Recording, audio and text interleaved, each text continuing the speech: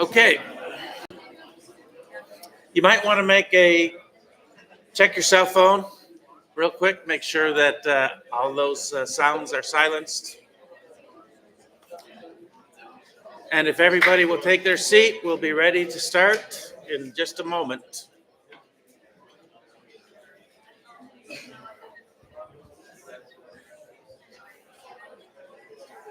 There are several seats up here.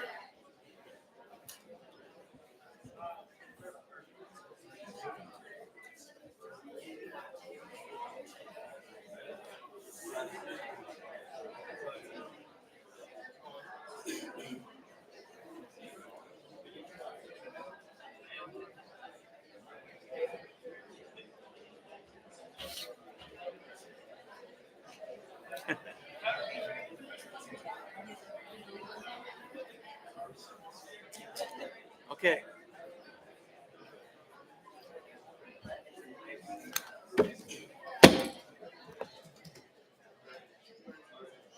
Okay, let's get started. Hello, everyone. My name is Dale Matchek. I'm the chair of the Econ program here at Northwood, also the director of the Freedom Seminar, and I would like to welcome you to our Freedom Seminar lecture this evening. For those of you who are here for the first time, welcome. For those of you that are joining us online, welcome. We've been doing this throughout the semester, focusing on some of the key issues of the 2024 election. In the past few weeks, we've talked about inflation, housing affordability, immigration, and many other topics. In the weeks to come, we'll be talking about artificial intelligence, education policy, and many other policies. For a complete schedule of the Freedom Seminar events this fall, please go to our website, northwood.edu/freedom-seminar, or just Google Northwood Freedom Seminar. And I hope to see you at some of our future events as well. But tonight's topic is taxation. And we have the good fortune of having someone tonight who just may be the most knowledgeable person in the entire country about that particular issue, Scott Hodges. So we're very fortunate to have him here. I just want to begin by thanking the McNair Center for the Advancement of Free Enterprise and Entrepreneurship for sponsoring our event. Thank you for your generous support. I also want to thank the Northwood University Economics Club, who helped plan and promote this event. So tonight the topic is tax policy. And at this point, I'd like to call on Conrad Waldy, who's the president of Northwood University's Economics Club, to introduce our speaker. Conrad is a sophomore from Frankenmuth, majoring in economics, and in addition to his role as president of the Economics Club, he's also a key member of Northwood's highly regarded mock trial team. So please, Conrad.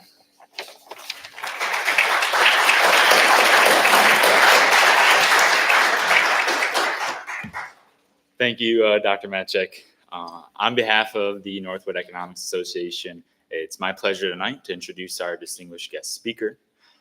Scott Hodge, here in the front row, is a leading figure in U.S. tax policy, known for his long tenure as the president of the Tax Foundation, serving from 2000 to 2022.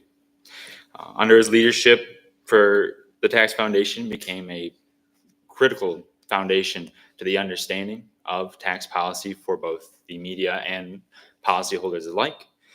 And on top of that, the major legislative efforts include the 2017 Tax Cuts and Jobs Act. Hodge is renowned for his ability to demystify complex tax issues, making him a frequent guest on many talk shows, national television broadcasts, and other radio stations. He's published numerous articles as studies on various aspects of taxation, with his work often appearing in major publications like the Wall Street Journal, as well as the Washington Post. His insights have shaped the public understanding truly of how taxes influence both economic behavior and policy. Hodge is also the author of the 2024 best-selling book, Taxocracy: What You Don't Know About Taxes and How They Rule Your Daily Life. I have a copy up here with me. This book actually explores the profound impact of tax on each of our daily lives and also discusses historical examples, including policies, the window tax, chicken tax, many other. I'm sure you'll dive into it more and find out more yourself. But really, all in all, it illustrates how these policies have unintended consequences, whether it comes to the larger scale in the government, down to the lives of each and every one of us. So, and as he now serves as well as the President Emeritus of the Tax Foundation, he continues to influence the tax policy as well as the things that impact our very lives. So join me in giving a warm Northwood welcome to Scott Hodge. Thank you.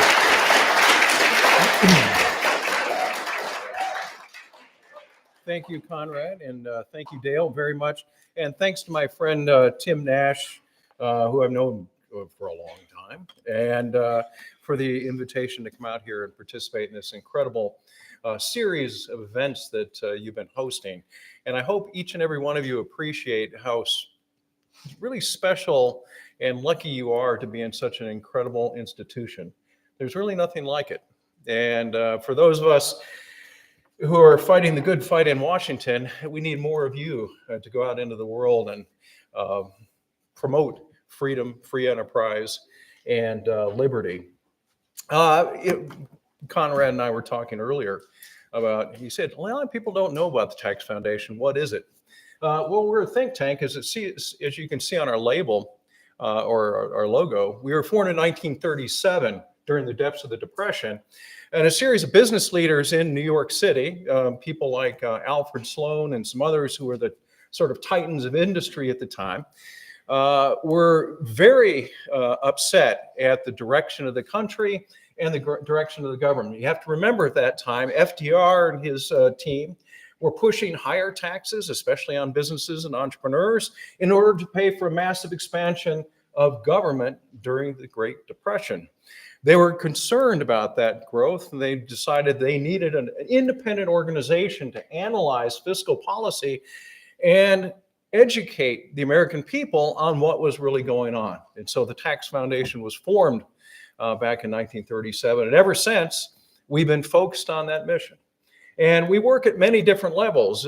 Even though we're based in Washington, D.C., we have a very sophisticated team of economists who work on state and local tax policy. So they parachute into states, help states try to reform their tax system to make them more competitive, more pro-growth, more pro-business. Of course, we have our team in Washington that's analyzing tax policy, including, as Conrad mentioned, the Tax Cuts and Jobs Act. And we also, a few years ago, started an international team of economists who are studying and trying to influence the direction of international tax policy. A lot of us don't realize how much we are influenced, or at least U.S. tax policy is influenced by policies abroad, policies that are coming out of the European Union, out of the OECD, the Organization for Economic Cooperation and Development, the United Nations, are all promulgating tax policies that impact businesses here, impact our economy, and impact the direction of tax policy. You know, things like digital services taxes start in France, they come to the United States. Our job is to try to stop that from happening and try to teach folks abroad about good tax policy and helping our brethren abroad. There are lots of think tanks in Europe that are trying to move the direction of tax policy in their countries toward a more free market standpoint, and we try to help them do that. So that's a little bit of a snapshot of what the Tax Foundation does. And I hope some of you, if you don't become entrepreneurs or business titans of your own, think about joining us in the private sector, in the think tank world. You can make a difference. It's for passionate people who think that we're kind of thinking of ourselves as happy warriors that are trying to make a difference in Washington, oftentimes against, well, some rather big odds. Well, tonight's a little bit different. We're going to talk about taxocracy and Washington's uncertain outlook. You know, taxes may not be the first thing that you think about when you wake up in the morning, especially for some of you who are younger and just beginning at the beginning of your career. But I'm here to tell you that taxes rule nearly every aspect of your lives. Taxocracy, as the title of my book, means ruled by taxes. And it really kind of blends two concepts that people dread most in their dealings with government: bureaucracy and taxes. We live in a taxocracy. So the aim of my new book, as Conrad mentioned, is to make the case for a new tax system in the United States, a tax system that's economically and politically neutral. A tax system that has where unintended consequences are kept to a minimum. A tax system where economic growth is the priority, not social or economic engineering. A tax system, the book starts with a series of vignettes and stories about the unintended consequences of tax policy. Memorable stories, I hope. As Conrad mentioned, we have stories about tax-free attics. Some of you heard those about today: the mansard roofs, the chicken tax, the stew tax, the pink tax, the luxury tax, and we go on. And then we apply the lessons from those misguided tax policies in the past to our current tax system. And we take those lessons to understand how misguided so many of the policies that we have in Washington today are impacting our economy and our daily lives. And we take those lessons to try to create a new tax system, one that's free of political influence, one that minimizes those unintended consequences so that it liberates us as entrepreneurs and as free people. You know, taxes are as much about psychology as they are about economics, even though those of us who study tax policy tend to be economists. Really, we ought to have some more psychologists join our ranks in studying tax policy. What would you do to avoid taxes? Would you live longer to avoid taxes? I think most of us would.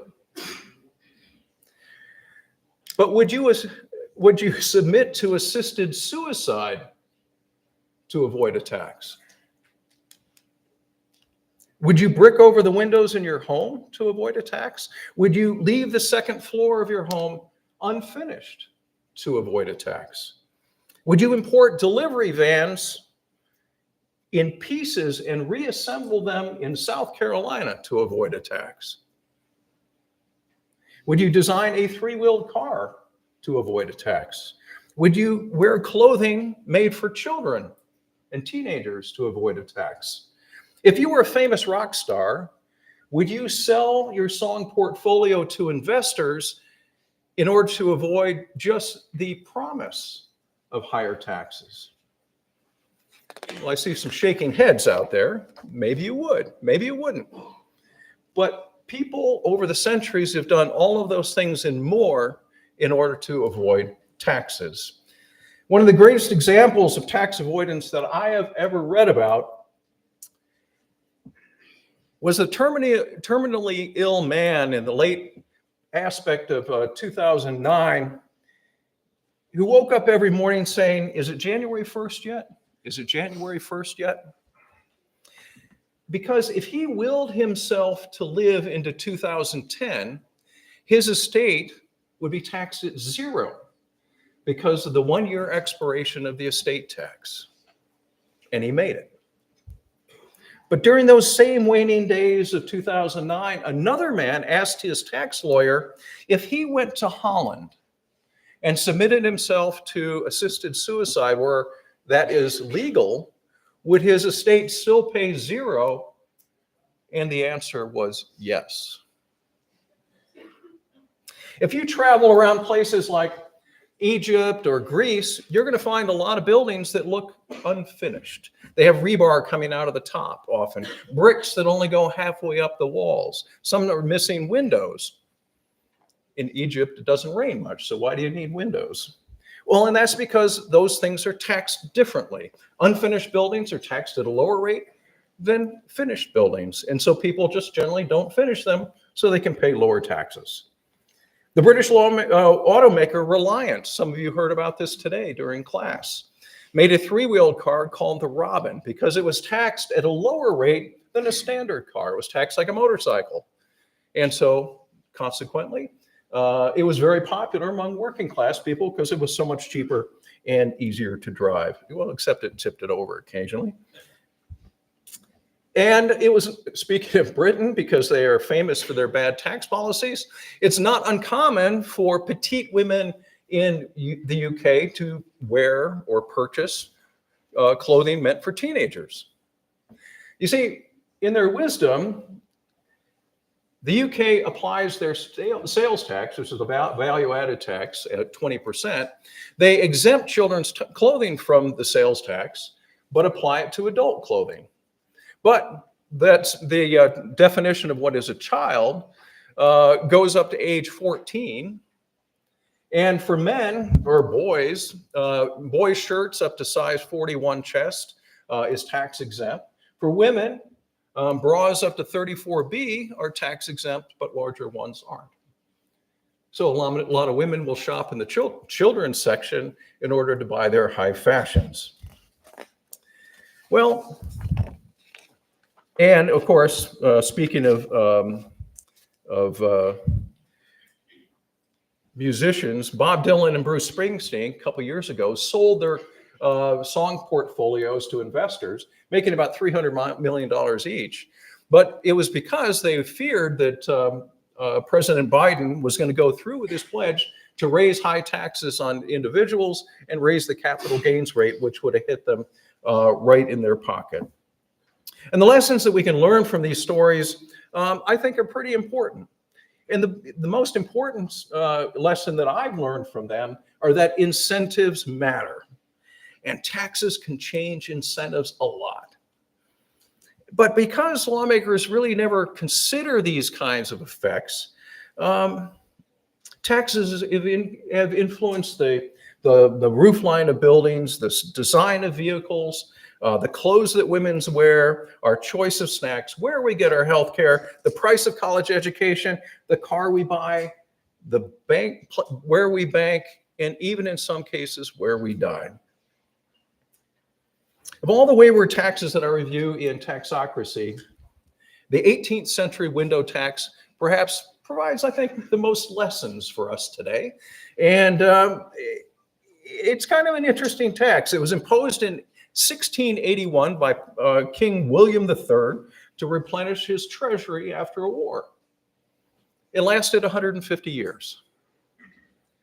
And it was sort of a wealth tax. It was designed in a progressive way because the more windows you had, the higher rate you paid and the more taxes you paid.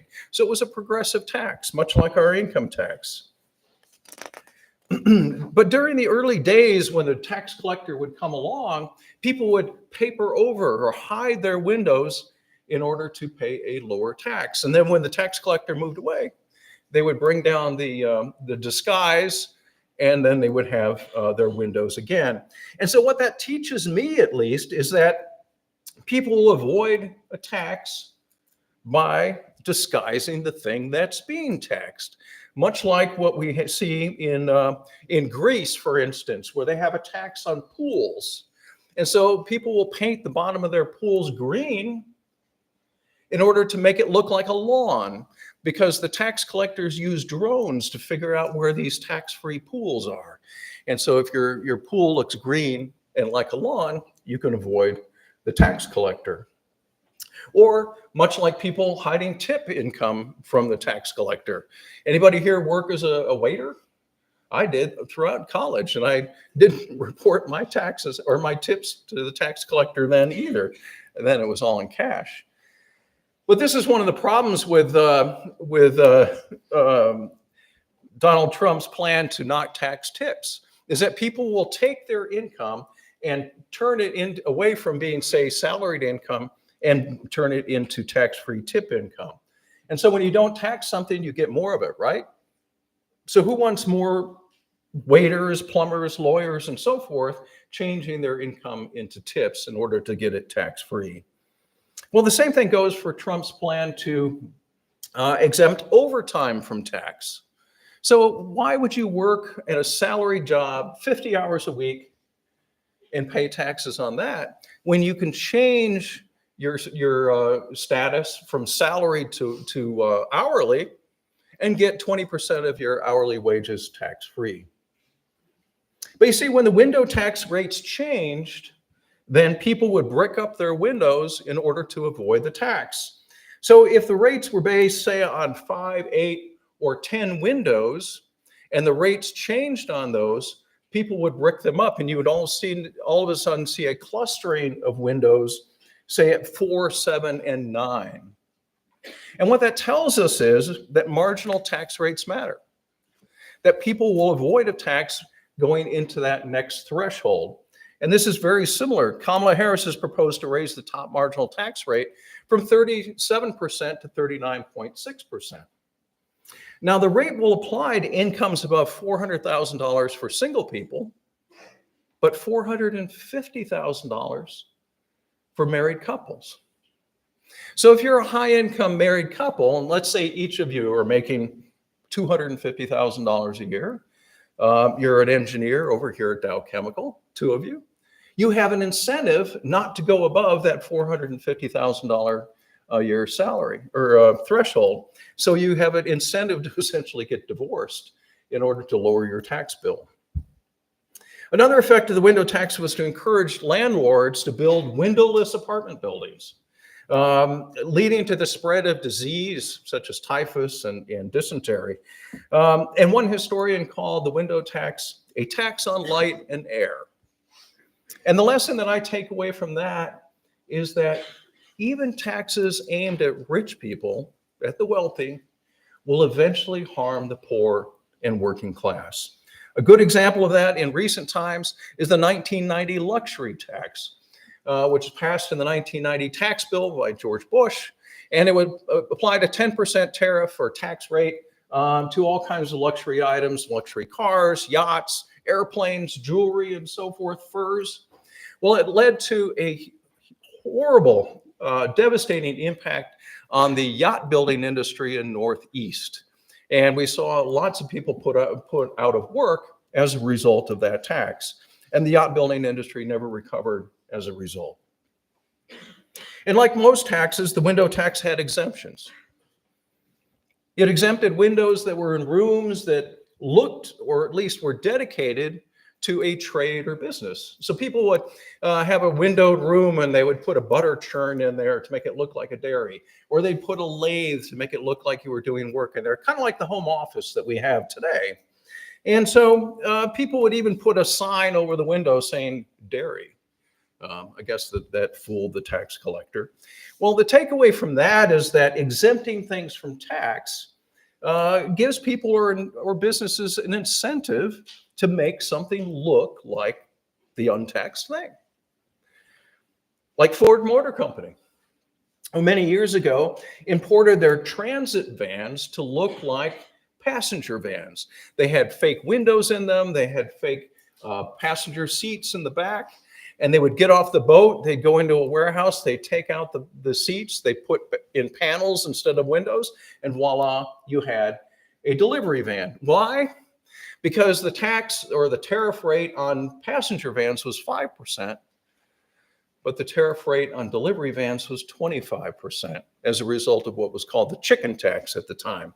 And so Ford eventually got caught doing this and had to pay a hefty fine. But that's how those incentives work. Well, the windows tax also created disputes over what is a window.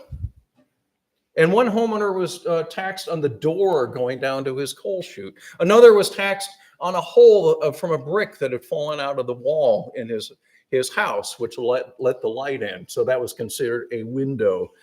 And what it tells me, though, is that taxes create all kinds of existential questions, such as, is a Cadillac Lyriq a passenger car or an SUV? It took 3 government agencies to determine that the Lyric is actually an SUV, and thus, because it's electric, eligible for the $80,000 threshold under the Inflation Reduction Act provisions, not the $50,000 threshold for passenger cars under that same act. Or on a more recent note, the question is, are unrealized capital gains income that should be taxed on an annual basis, or are they just paper gains that should only be taxed when the assets are sold? That's an important question because both President Biden and Kamala Harris are proposing to tax unrealized capital gains as income on an annual basis, even though you can't even buy a cup of coffee with the paper that those gains are printed on. But when it came to the window tax, what was bad for the glazier was good for the bricklayer. And there are always winners and losers with every tax. Although, as one historian concluded about the window tax, perhaps the lesson here is that when governments need to raise significant revenue, even a bad tax can survive a very long time. And I would dare say that that's probably our U.S. income tax at this point. Well, misguided tax policy in the past can teach us a lot of important questions and lessons about our current tax code. And in the second part of Taxocracy, I dive into a lot of these influences on our current tax code. For instance, as we saw with the wayward efforts to tax children's or not tax children's clothing, when you don't tax something, you often get pretty significant impact on the economy. Interestingly enough, the first corporate income tax was passed in 1909. And during the debate over the income tax, there was a secondary debate over what industries or businesses would not be taxed under the income tax, which would be tax exempt or nonprofits, things like charities and so forth. So it was a really big debate. Well, over time, more and more of these industries were made tax exempt from the income tax. And as a consequence, today, the tax exempt industry or economy is now about $3.5 trillion in size. And we have things like credit unions, hospitals, utilities, insurance companies, universities, professional athletic associations like the NCAA, golf clubs, consulting firms, and on and on and on are all tax-free. And they use their many of them use their tax-exempted status to compete directly with tax-paying, profit-making firms, like credit unions. Credit unions are a great example. They've been tax-free for 90 years, and many of them are doing quite well. So well, in fact, that now we have credit unions buying community banks and taking them from being profit-making, tax-paying institutions to being nonprofits. That doesn't seem fair to me. Similarly, we have tax-exempt hospitals and insurance providers. They're now a $1.5 trillion industry that are tax-free. The largest nonprofit in the United States is Kaiser Permanente, which receives about $110 billion a year in profits. And that's all tax-free.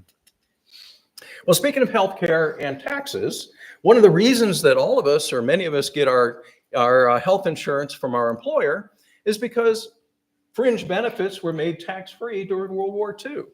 You have to understand that during World War II, there were wage and price controls that were put into effect. The unions went to the FDR administration and said, hey, our guys need a raise. And so they said, well, what if we made fringe benefits tax free?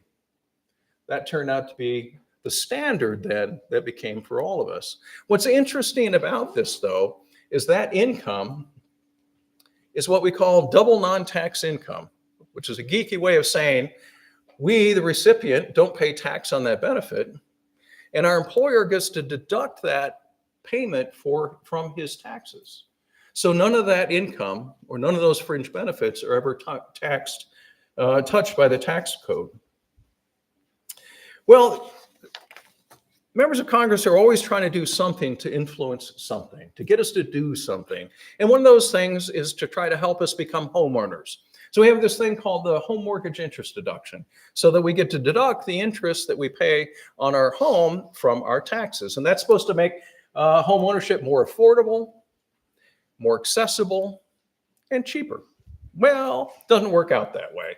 It turns out that when economists look at this, they find out it actually does the opposite. It makes housing less affordable and more expensive. And that's because the seller can essentially bake the price of that deduction into the price of the home, which raises the price for the buyer. And we see the same thing happening with other kinds of things like, oh, how about tuition tax credits? Yeah, the tax code has a number of items in there to try to make college education more accessible, more affordable. Well, universities have gotten pretty good at taking those subsidies and baking them into the price of tuition. So the more government has tried to make college more affordable, the more the price has gone up. And I think that we may see a similar kind of thing with electric vehicles, although it might be a little bit different. You know, there's a tax credit of $7,500 for electric vehicles. And you got to imagine that the sellers know what price they need to set the price of the car to capture that $7,500 credit. So while we think that as buyers that we're getting a good deal, it's kind of like going into Neiman Marcus with a 10% off coupon. You know, we're paying a higher price, but we think that we're actually getting a lower one. Many types of taxes, like sin taxes, have somewhat contradictory effects. On the one hand, they're meant to prevent something from happening. They're meant to tax a socially undesirable activity, like smoking, like drinking, like gambling, or something like that. So this meant to tax that in order to discourage from doing that. At the same time, politicians think, oh, well, we're going to raise revenues by taxing that thing in order to pay for something else, like childcare, like children's health, or some other sort of socially desirable thing. Well, as a result, though, of those contradictory goals, they tend to be very unstable sources of revenue. And we see this especially the case with taxes on wealth and capital. After Sweden levied a financial transactions tax on their stock industry during the 1980s, more than half, 50% of Swedish stock trading moved from the Swedish exchange to the London Stock Exchange to avoid that tax. Norway, just a few years ago, it's one of the last countries on earth to have a wealth tax. And it nearly doubled its wealth tax back in 2022 and saw a mass exodus of millionaires and billionaires who moved out of the country to places like Switzerland, which has a much lower tax burden. And it's kind of interesting that politicians like Elizabeth Warren say that their wealth tax is different. Because the billionaires in the United States can't just move to Switzerland in order to avoid a wealth tax, our wealth tax would raise trillions of dollars, she says. Well, the lessons from our estate tax tell a very different story. Back in the 1990s, the heirs of art dealer Elena Sonnabend, who had $1 billion art collection, had to sell off $600 million worth of art in order to pay her estate tax. And who were the buyers? Well, there were reported to be 3 foreign billionaires. So what did the estate tax do in trying to tax her wealth or her estate's wealth? It led to the transfer of those assets out of the hands of Americans and into the hands of wealthy foreigners. Interestingly enough, when my colleagues at the Tax Foundation modeled Elizabeth Warren's tax plan, her wealth tax plan, it found something similar was going to happen. Because a lot of wealthy people are asset rich and cash poor, they were going to have to sell off many of their assets in order to pay Warren's wealth tax. And who would be the buyers? Our model showed that capital would flow in from abroad, seeking these, in some cases, fire sale prices for those American assets. And so it led to a transfer of assets from out of American hands into the hands of foreign investors. In other words, our model showed that Warren's wealth tax plan would impoverish, or at least reduce, the income of American billionaires and millionaires and enrich the incomes of foreign millionaires and billionaires. And I had the opportunity to testify before Elizabeth Warren's subcommittee in the Senate. And when I told her that story, the look on her face was pretty priceless. But for many of those progressives, wealth taxes have become the new sin taxes. They believe that wealth, success are socially undesirable, and they're going to use tax policy in order to reduce it. Now, at the other end of the income scale, a lot of tax policy has been aimed at helping the poor and the middle class through things like the earned income tax credit, which is supposed to help encourage people to work, the child tax credit, which is to benefit families with children with extra cash in their pocket. And because these things have expanded over the last few decades, more than 54 million Americans no longer pay income taxes because of the generosity of these credits and deductions. And many of these people actually get a refund through the tax code, even if they don't owe any taxes, because these tax credits are considered refundable tax credits. So they look at April 15th as payday and not tax day, because they're going to get a check back. Now, Harris has promised to expand the child tax credit from $2,000 to $3,000 and create a new $6,000 credit for newborn children or families with 1-year-olds. J.D. Vance has also talked about increasing the child credit to $5,000. Each of these plans sound great, but they would increase the IRS's role as a deliverer of social benefits and knock even more people off the tax rolls. Because Washington has done so much to cut taxes for the poor and middle class, the US tax system is actually more progressive and more redistributive than European tax systems. We tend to think of Europe as having these highly progressive tax systems. You know, they tax the rich at this rate and do all that. Studies have shown the US tax system is more progressive, more redistributive than European systems. The wealthy in the United States pay a higher share of the tax burden than do the wealthy in Europe. The poor in the United States pay a lower share of the tax burden than do the poor in Europe. Let's just look for a minute at the progressivity of our income tax. And what this is showing is the average tax rate for each of these income groups after they've taken their credits and deductions. And let's start at the top, all the way on your right side. This is the top 0.1%. This is the average tax rate paid by 150,000 taxpayers. That's 0.1%. And so these are the millionaires and billionaires. So after taking all of their credit and deductions, they pay an average tax rate of 25%. Let's look at the other end of the scale over there on the left. The poorest in America have an average income tax rate of negative 17%. How is that possible? And that's because they get the refundable tax credits that actually come as a check from the IRS, which not only erase their tax burden, but actually gives them income. And then you can see there in the middle that even the forgotten middle class have a low effective tax rate. Those in the middle have an effective tax rate or average tax rate of about 5.5% after taking all of those credits and deductions. We have a very, very progressive income tax system. Well, what about redistribution? We have a very redistributive tax and fiscal system working hand in hand. The tax side along with the entitlement or social policy side of things. And what this chart is showing is the results from a recent study by the Congressional Budget Office, they do every year, looking at the burden of taxes that people pay compared to the benefits that they receive through various social programs, whether it's Medicaid, Medicare, Social Security, food stamps, any program that adds to their income is measured against their tax burden.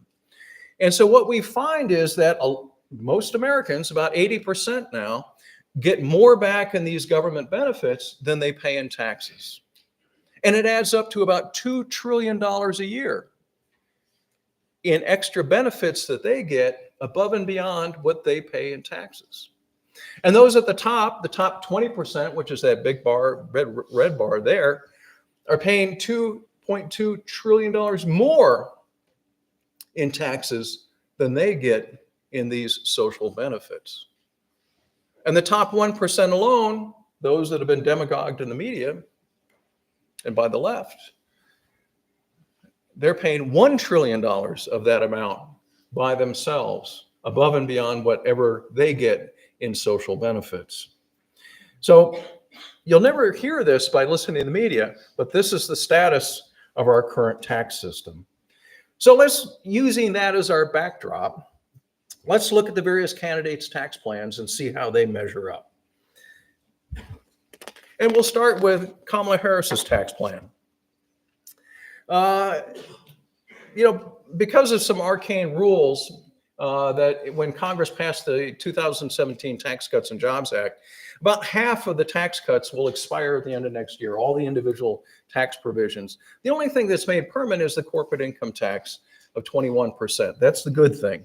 But Congress is going to have to deal with this expiration of all the other tax cuts next year, and neither one of the presidential candidates has really said how they're going to deal with that. If they allow those tax cuts to be made permanent, it would cost as much as a $4 trillion hole in the deficit over the next 10 years. So that's a big lift for whatever candidate wins and tries to extend those tax cuts, because they're going to have to find other tax increases or spending changes in order to make up for that deficit problem. But neither of the presidential candidates say how they're going to deal with these realities. That's the frustrating aspect of it. Neither one of their plans, Trump or Harris, has revealed a really detailed tax plan. They're all in bits and pieces. We do know that they're going to make the tax code much more complicated for both the IRS and taxpayers. Both plans actually could increase the deficits massively in different ways. Both are they include big tax increases that could harm the economy and cost the economy jobs. On the other hand, they're both offering tax cuts of varying degrees, but in many cases, these tax cuts are simply pandering to various interest groups and states, for instance, in order to try to buy some votes with some gimmicks and other tax pledges. But what's really frustrating is that neither of these candidates have put economic growth first and foremost in their tax plans. And to me, that's the whole purpose of good tax policy, is to promote economic growth. Well, Harris's plan, as I would just characterize it, is an attempt to actually make the tax code more progressive and more redistributive. And even if you can't see the details on this chart, that's okay. All you need to know is that the bars facing the right are tax increases, as much in $4 to $5 trillion worth of tax increases. And the bars facing the left are tax cuts. And Kamala Harris has some of those in there. But the bottom line is, when you net all those things out, by our estimates at this point, her plan would increase deficits over the next 10 years by about $1.5 trillion. And that's just the taxes alone. That doesn't include a lot of her spending proposals, which other think tanks in Washington have estimated could cost another couple $1 trillion. Once you start talking about trillions, it's like, well, these are big numbers. Her tax increases I characterize as being, I talked about this in class the other day, or this morning, about success taxes. Her taxes are really aimed at 4 types of successful people: successful wage earners, successful business owners, successful investors, and the very successful, and successful corporations too. She had to throw that in. But at the bottom line is that all of them are aimed at the business investment community and making them the most harmful taxes possible in order to try to raise revenues to pay for all of our social spending. So the bottom line is that when Tax Foundation economists modeled the Harris Plan, our model determined that it would reduce the economy size by 2%, reduce wages across the board by 1.2%, and cost the economy 786,000 jobs. Now let's look at Trump's plan. Now, again, all the bars facing left are tax cuts, and the bars facing right are tax increases. And you can see here that they net out at the bottom of tax cuts at $3.7 trillion. He would expand the Tax Cuts and Jobs Act, although he wouldn't say how. So he's got gross tax cuts of about $8.5 trillion. I don't know what that means. It's so big as to be almost unimaginable. He does have a few tax increases there, like eliminating the tax subsidies that were in the Inflation Reduction Act, the green energy stuff, which I think would be a good thing. But the real big thing, the big negative in the Trump plan is his tariffs. And I'd be remiss if I didn't focus on that for the rest of our time.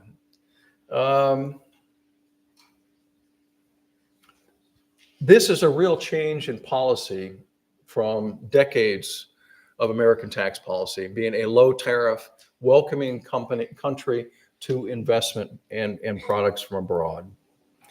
He wants to raise or levy a 10 or now 20% tariff or sales tax, if you will, on all imported goods. Now, this is not a nationwide sales tax. This is targeted only at imported goods. And these may poll well with, whether it's populists or blue collar workers, but it's bad tax policy and bad economic policy. And it's based on three, maybe even more false assumptions. First, it's based on the false assumption that tariffs are paid by foreigners. It's based on the false assumption that tariffs make U.S. firms more competitive. It's based on the false assumption that the revenues from tariffs can offset or replace our income taxes. Not so. Tariffs currently raise about $80 billion a year. Now, it sounds like a lot, but in the grand scheme of things, it's not a lot. But Trump's tariffs would raise about $300 billion a year, or about $3 trillion over the next decade. And what about replacing the income tax? Well, $3 trillion sounds like a lot, right? The income tax is expected to bring in $33 trillion over the next 10 years.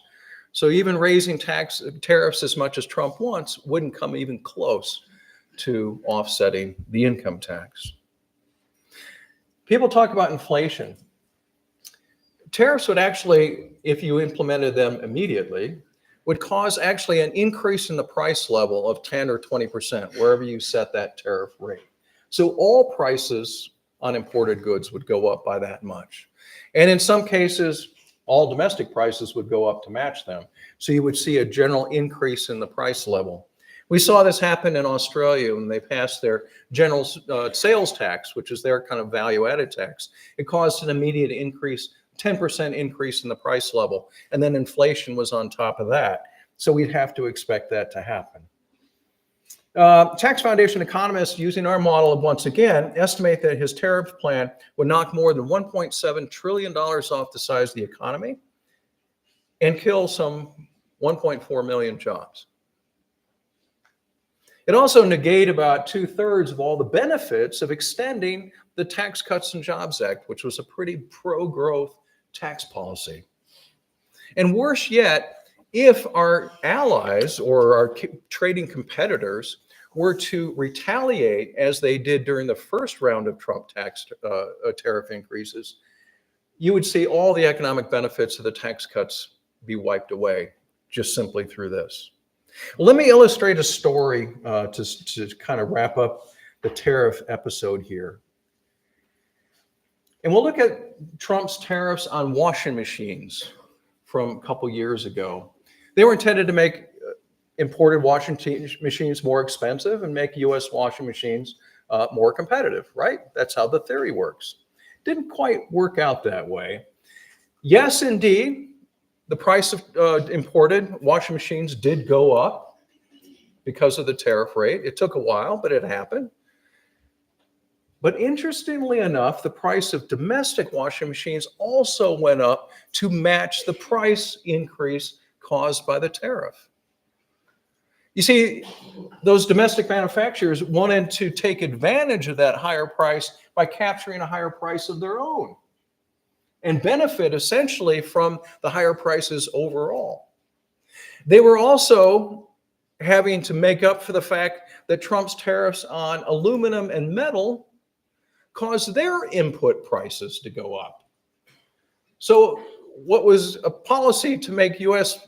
manufacturers more competitive made them less competitive, and so they had to raise their prices, but also they did it to take advantage of the higher price overall. The other unintended aspect of this is the price of dryers went up to match the price increase in washing machines, even though dryers were not subject to the tariff. And why is that? Because they're often sold as a set. They're complementary items. So you have washer dryers, you have mattresses and box springs, you have tables and chairs and things like that that are sold as a set. So if the price of one goes up because of the tariff, oftentimes the price of the other one goes up to match it. And so what happened at the end of the day is that American consumers not only paid higher prices for imported washing machines and dryers, they paid higher prices for domestic washing machines and dryers. And what was the end result of this? Did it create any jobs? Economists estimate that maybe about 1,200 jobs were created as a result, but at a total cost of over $800,000 a job. Was that worth it to American consumers? I don't know. That's what we have to think about. And that's why we ought to be very, very skeptical of Trump's policies. Well, we've been focused on bad tax policy. Let's focus on good tax policies for a second. You know, former Treasury Secretary William Simon back in the 1970s said that our nation should have a tax system that looks like someone designed it on purpose. That was 50 years ago. So how do we deliver on that? Well, we first start by enforcing the four basic principles of tax policy that I talked about with many of you today in class. Taxes should be neutral, simple, predictable, and transparent. And neutrality may be the most important of these and really was the centerpiece of the theory of my book, that lack of neutrality in tax policy is really what causes all of these unintended consequences. Tax policy should not be used to reward some, punish others, micromanage economics, micromanage social policy. We ought to keep the politics out of it. But tax policy ought to be also grounded in good, solid economics. And economics tells us that the most harmful taxes for economic growth are taxes on corporate income and capital and individual income. And the more that we can move away from taxing income toward a consumption base, the more prosperous and efficient the economy will be. And there are many ways to get there, and I outline a lot of those in the book: flat tax, the progressive consumption tax, and so forth. But there are really two steps to get to a good, sound tax system. One, don't tax our piggy banks. Don't double tax, especially our investments, because that is what makes the economy go. That's what makes capital investment go and make the U.S. more productive. And second, move to a cash flow system for businesses. It's the simplest and most economically efficient way of taxing business income. And these principles really get you a long way toward a consumption tax. Well, to wrap up, as I mentioned at the beginning, I think taxes are as much about psychology as they are about economics. And if we're going to create the conditions for a new tax system in America, then we taxpayers, businesses, and even lawmakers are going to have to start thinking differently.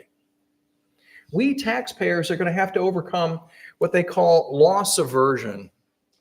And that is, we're going to have to find peace with the idea of giving up our credits and deductions for the potential benefits of a simpler, lower tax system. But next, corporate America is going to have to be convinced that their tax departments should not be profit centers chasing tax credits and subsidies from the government, kind of like the green energy tax credits that were in the Inflation Reduction Act. And lastly, politicians are going to have to be convinced that the IRS is not the right agency to solve all of our problems. And that, my friends, may be the hardest thing of all. Thank you for your attention. I very appreciate it. So.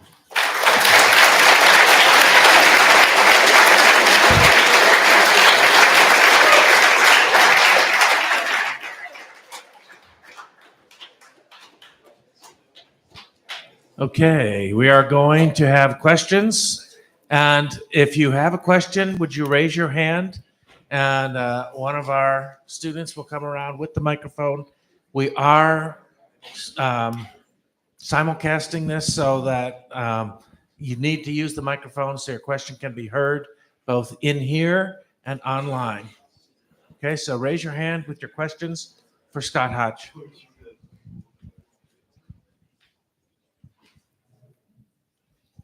There's a gentleman down here. Or down here. You need longer arms. Yes, thank you for this presentation. So basically you analyzed a lot of different tax systems around the world. And in your opinion, is there a perfect system that would work and kind of settle up all of the parties involved in tax system? Because we are looking for some kind of compromises. And is there a system that would actually allow for everybody to be on a happy place?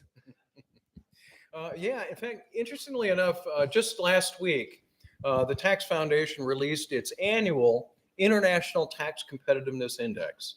So we analyze the tax systems of the 38 largest industrialized countries as part of the OECD, the Organization for Economic Cooperation and Development, and we rank the competitiveness of those tax systems based on a number of different factors. We look at their corporate income tax, individual taxes, consumption taxes, wealth taxes, and Estonia is number one on the list. In fact, Estonia has been number one on the list since we started doing the index more than a decade ago.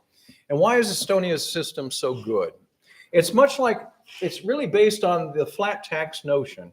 So all of its tax rates are roughly the same. So we have a 20% corporate income tax, a 20% individual income tax, a 20% value added tax, and a 20% capital gains tax. The most unique aspect of their tax system is on the business side. All businesses, corporations, pass through they don't really have the differences like we have, but all businesses can retain their earnings, their profits, and reinvest those into their business as long as they'd like. And they only pay the corporate income tax when they distribute those profits to shareholders. So it really encourages companies to reinvest profits back into the business in capital investment, and then they only pay that tax when they distribute it to shareholders. And there's no second level of tax on those dividends at the individual level. And so you can see that there's a lot of what we call neutrality in their tax system. In fact, I've been to Estonia and talked with their tax department, the tax leaders, and their core principle in their tax department is tax neutrality. And they often have to fight against a lot of their lawmakers who want to put in incentives into their tax system. Their tax code, by the way, is only 80 pages long. 80 pages long for an entire tax system for a country. So it's very simple, very easy to administer, very simple to comply with. And so it has very little drag on the economy. And it's very pro-entrepreneurship and pro-growth. Other countries such as Latvia have adopted the system. Georgia adopted the system. Poland is in the process of adopting the system. And we're hoping that Ukraine will also adopt the system. One of the things that's really beneficial from a system like that is the experience of Georgia, which, like many foreign Soviet countries or Soviet bloc countries, had a lot of corruption in their country. And when they moved to this kind of a system, it reduced the amount of corruption in their country by a lot. You see, when you have a simple system with very few carve-outs, incentives, and so forth, it reduces the amount of influence peddling and corruption and lobbying and people trying to get something through the tax code. And so it actually, not only is it pro-growth, but it turned out to be anti-corruption. And so when I appeared at a conference last year in Kyiv, Ukraine, this is one of the selling points that I was trying to make to that conference, is that if they want to reduce corruption in the country, move to that kind of a system that minimizes the amount of influence peddling that's possible. And you can also improve your economy as well. So yes, if we adopted in fact, we've modeled that. We've tried to look at, see what it would be like to put the Estonian tax system in the US, and it would have a lot of economic benefits. It'd be very, very pro-growth. Yes, sir. So something that stood out to me a lot was what you were saying about how the tax system shouldn't be focused on fixing social issues. Right. And that really complicates the tax system and the tax code, and it goes directly against those 4 elements you talked about. Something we've always heard as a young generation is that specifically Social Security and Medicare are something we'll never be able to reap the benefits of, even though we're slated to pay that for our whole lives. Yeah. We've seen a lot of plans be introduced. Do you think that's ever a possibility for it to be replaced with something better? Or are we essentially heading for it to be destroyed completely once it no longer works? Are you a glass half full person or glass half empty person? Depends on the day. me too.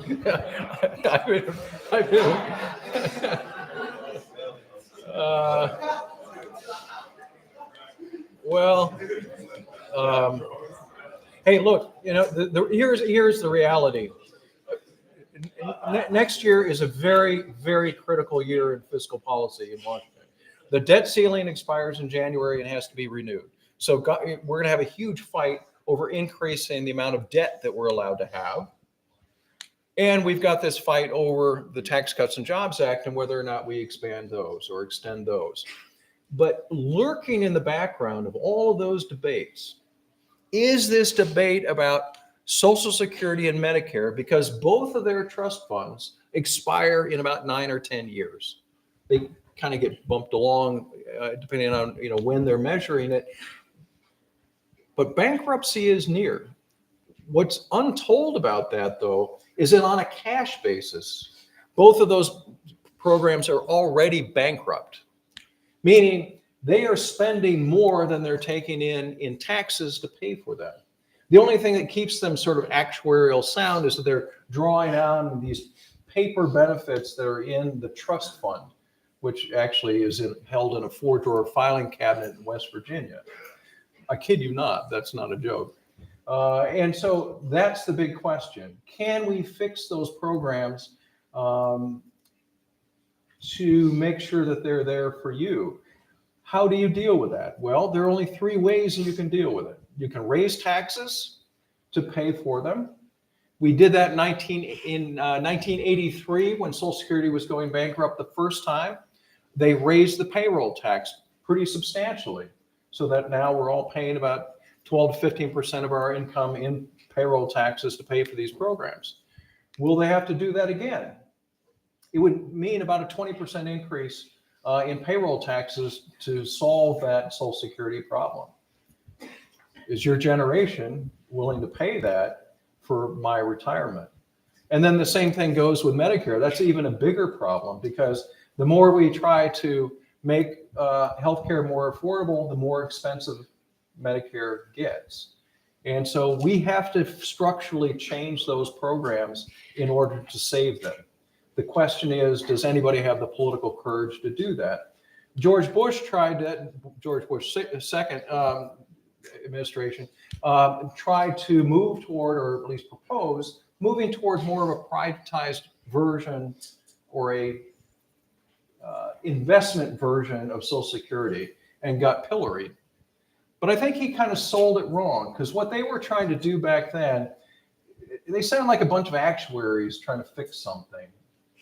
Instead of making this a moral cause, fixing Social Security is a moral issue, because there are millions of people who pay into that system for their entire lives and die early before they can ever reap any of the benefits.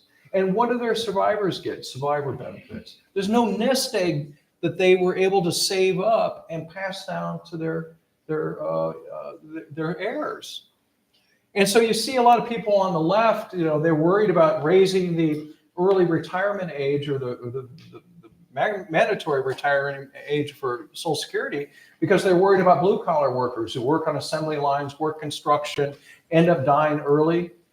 Well, those are the people we ought to be trying to fix the program for, so that they have a nest egg that they can rely on, that's going to be there for them, not just for their retirement, just because in case they pass away early. And on the Medicare front, again, we have a problem. It's called the third-party payer problem. And that is when somebody else is paying the bill, that the users have every incentive possible to use as much as possible. And so what you end up getting in order to control costs is essentially rationing. And that's what we get through. Then the Biden administration is trying to do this with prescription drugs. We're going to negotiate the cost of prescription drugs. What that means is rationing in a different sort of format. So we need to change the structure of these programs, because they are simply broken. And they're simply reliant on a false model. And that is, today's workers and taxpayers pay for today's retirees. And that doesn't work. And so I don't know what the solution is, but I worry the fact that we know that problem is there and no one's stepping up to do something about it. That is fiscally irresponsible.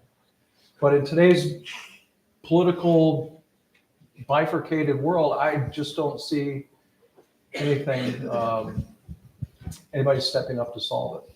So I'm sorry for you. You guys you're toast. Thank you. Go live in the woods somewhere and be self-sufficient. No, I say that in joking. But, yeah. So that was very uplifting, I know.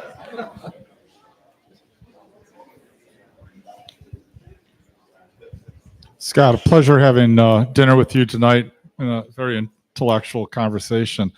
But one question we didn't get to is, in light of the U.S. tax policy and the trajectory of spending, can you foresee a Minsky effect near term?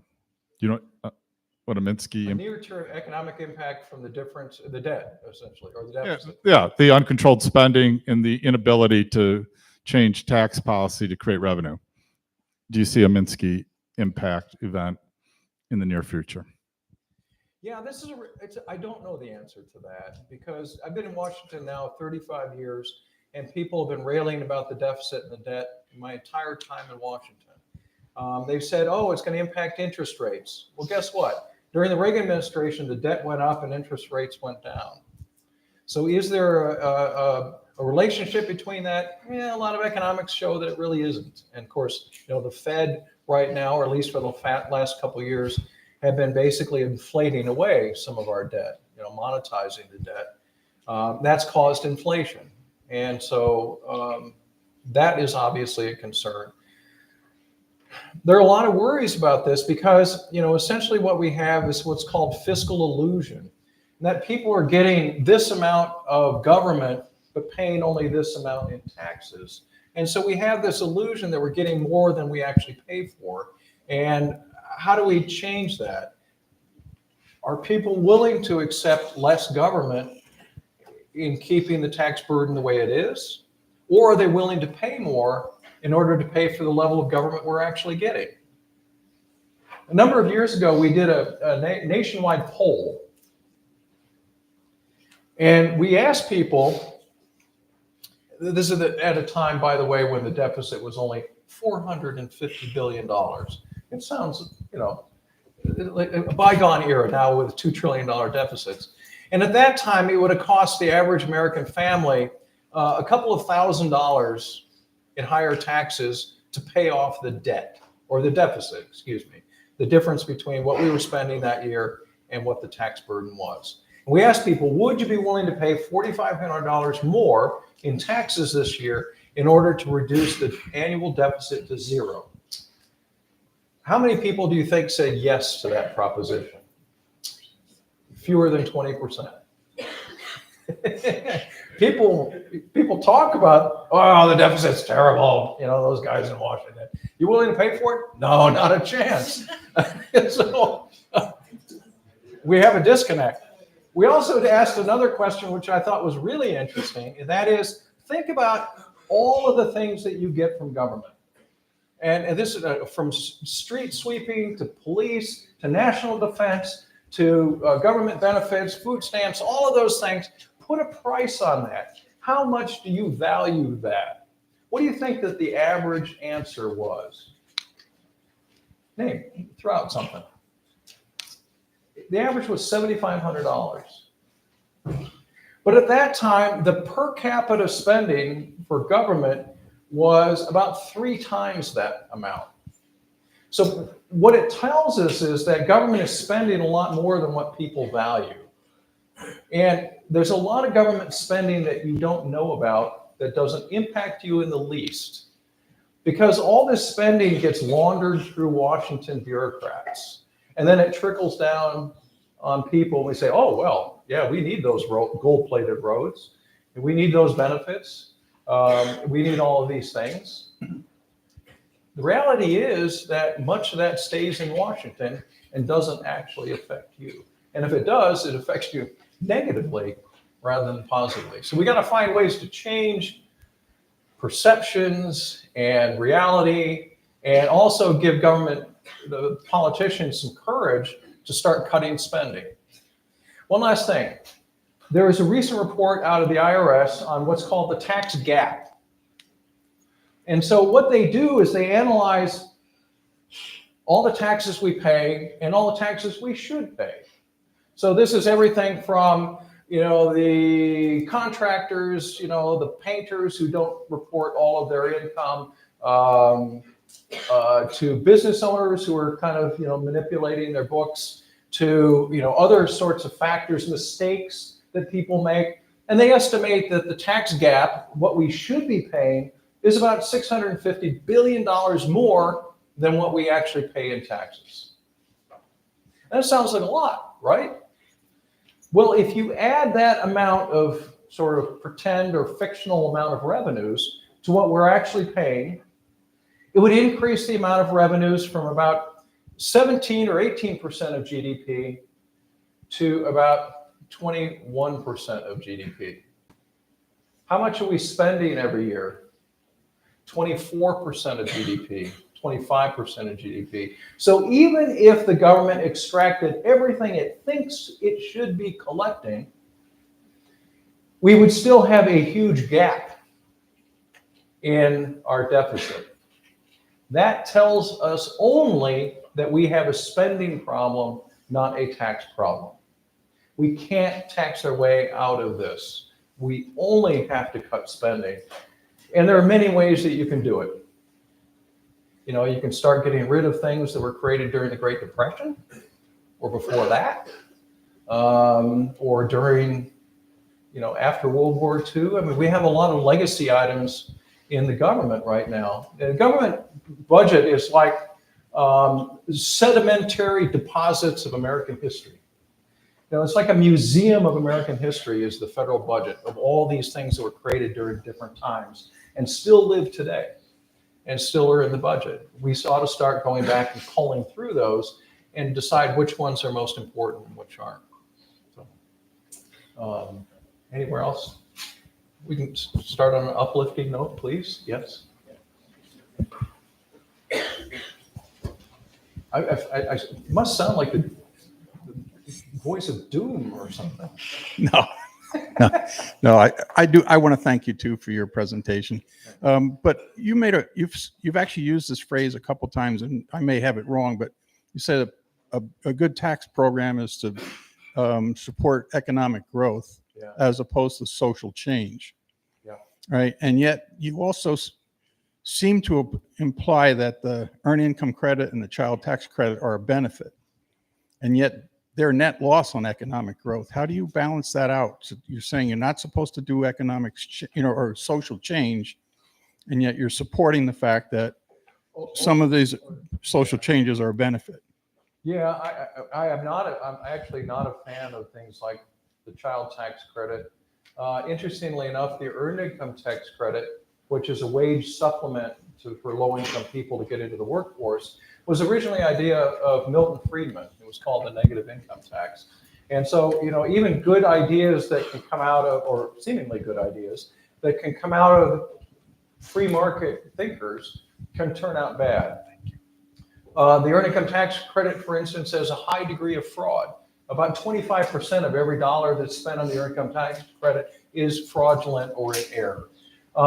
As far as the child tax credit, I actually was one of the fathers of the child credit. I sound like Trump being the father.